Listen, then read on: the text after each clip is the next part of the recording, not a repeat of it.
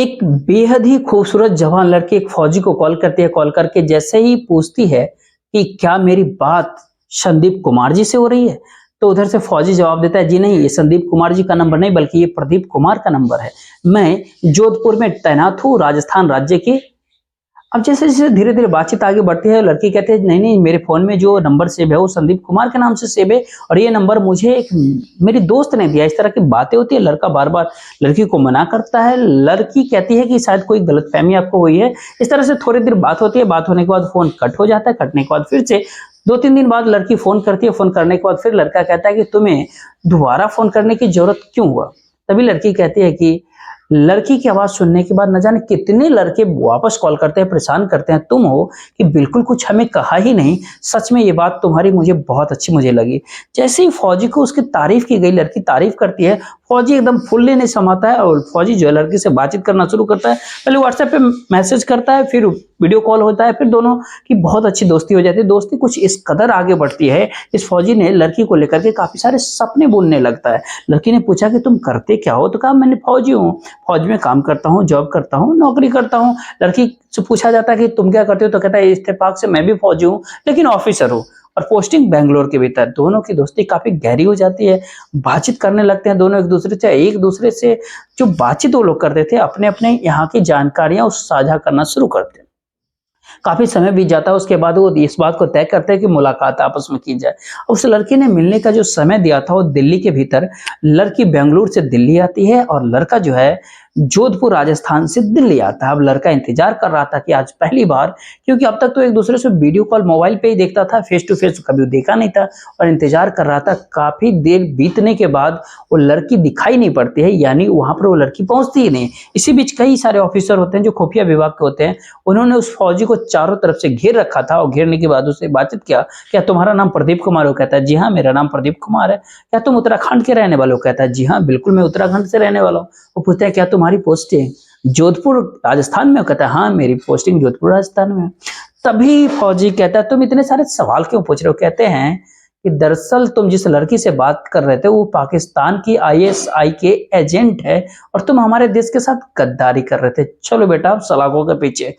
जब उस लड़के को ये बात सुना, फौजी जब ये बात सुना तो उसको विश्वास ही नहीं हो रहा था कि अब तक वो जिस लड़की से बातचीत कर रहा था दरअसल वो पाकिस्तान की आईएसआई की एजेंट होती है और हमारे यहाँ के खुफिया जानकारियां लेने के बाद अपने फौज को सशक्त कर रही थी, मजबूत कर रही थी और उसके हाथों से पाप हो रहा था। दरअसल आज की जो सच्ची घटना मैं आपको बता रहा हूँ, दरअसल इस घटना के भीतर भी कुछ ऐसा ही होता है। पुलिस ने जब उसे गिरफ्तार किया तो उसको विश्वास ही नहीं हो रहा था कि जो कुछ भी हुआ वो इतना बड़ा पाप हो गया उसके हाथों। जो भविष्य में जो उसके जीवन होगी उस सलाखों के पीछे जेल में ही बीतेगी। पुलिस उस मामले में जांच पड़ताल कर रही है, हो सकता है कि और भी कई बड़े खुलासे उसके नाम पर हो।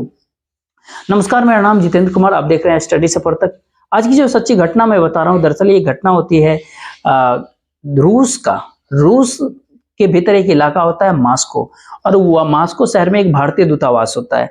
भारतीय दूतावास के भीतर जो है सहायक सुरक्षा सतेंद्र सेवाल, जो कि एमटीएस यानी मल्टीटास्किंग स्टाफ के लिए वो काम करता है और उसकी जो एक पद होता है IBSA यानी इंडिया बेस्ड सिक्योरिटी असिस्टेंट के ऊपर वो पद पे वो तैनात होता है। जब उसके ऑफिस के अंदर काम करता है, काम करने के दौरान ही जब कभी भी वो व्यक्ति काम करता है अपने ऑफिस में, काम करते करते काफी थक जाता है, बोर हो जाता है। जब वो थक जाता था तो ज्यादातर जो फेसबुक या सोशल मीडिया के अन्य प्लेटफॉर्म जो उसके अलग अलग साइट के ऊपर स्क्रॉल करते रहता था। इस लड़के ने, जिसका सतेंद्र सेवाल होता है, इसने भी फेसबुक के पन्ने वहां पे धीरे धीरे स्क्रॉल करने लगा। उसी दौरान एक फ्रेंड रिक्वेस्ट आती है। फ्रेंड रिक्वेस्ट भेजने वाला एक लड़की होती है, लड़की का नाम होता है पूजा मेहरा।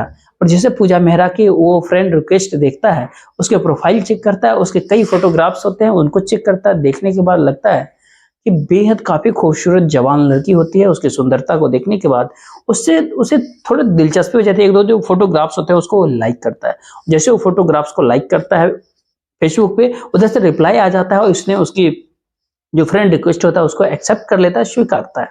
अब दोनों की जो मैसेंजर के माध्यम से, सोशल मीडिया प्लेटफॉर्म जो एक मैसेंजर होता है, उस मैसेंजर से बातचीत शुरू हो जाए। दोनों एक दूसरे के बारे में हालचाल जानना शुरू करते हैं। ये व्यक्ति अभी अपने बारे में कोई खास ज़्यादा जानकारी नहीं दिया था, वो कौन है, कहाँ रहता है, क्या कुछ करता है, जो भी जानकारी थी वो फेसबुक के माध्यम और फेसबुक के अबाउट सेक्शन में जो बाकी डिटेल्स जो लिखी होती है उसके बारे में।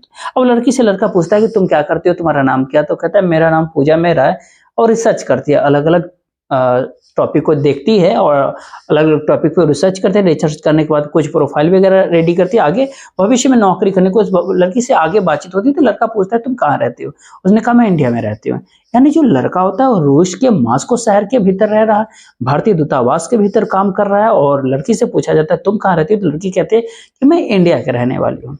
अब इंडिया में कहाँ की? तो वहाँ की भी पूरी जानकारी दे दी। तभी पूछता है कि फिलहाल तुम कहाँ हो? तो कहती है फिलहाल तो मैं कनाडा में आई हुई हूँ। दरअसल मेरे जो पिताजी हैं कनाडा में एक बड़े बिजनेसमैन हैं, इसलिए उनसे बीच-बीच में मुलाकात करने में आते-जाते रहती हूँ। अपने बारे में वो कहती है कि उनके घर में सारी इस तरह की फैसिलिटीज़ है, इतना सारा रुपया कमाते हैं। जैसे-जैसे वो जानकारी देती है, वो लड़का जो है ना, लड़की के ऊपर काफ़ी इंप्रेशन होता है। वो कहता है अरे सब कुछ अच्छा है। तो इन दोनों की जो फेसबुक के मैसेंजर एक सोशल मीडिया ऐप होती है, उसपे कई महीने तक ये दोनों उस पे चैटिंग करते रहते हैं, जिसमें कोई भी ऐसा एक दूसरे से कुछ ज़्यादा जानकारी नहीं होती, एक दूसरे से थोड़ा बहुत बातचीत होता था।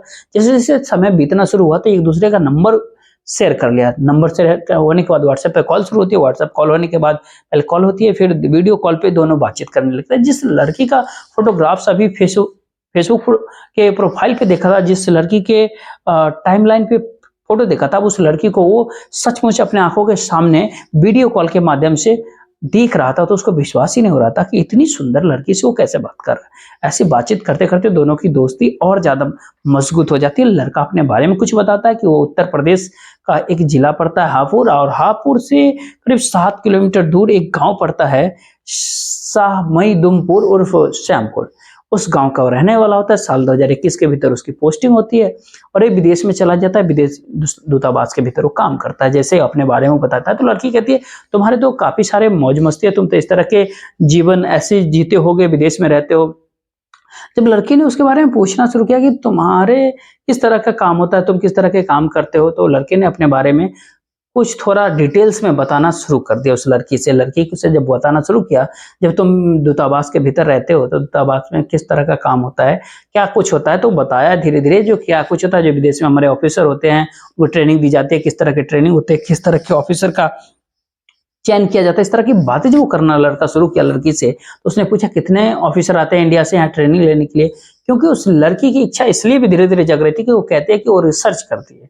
और जैसे उसने सोचा कि रिसर्च करने वाले हैं, ये तो चीज़ों को बहुत बारीकी से जानने समझने वाले हैं, इसलिए इसे बताने में कोई दिक्कत है नहीं, लड़का ऐसा सोचता है।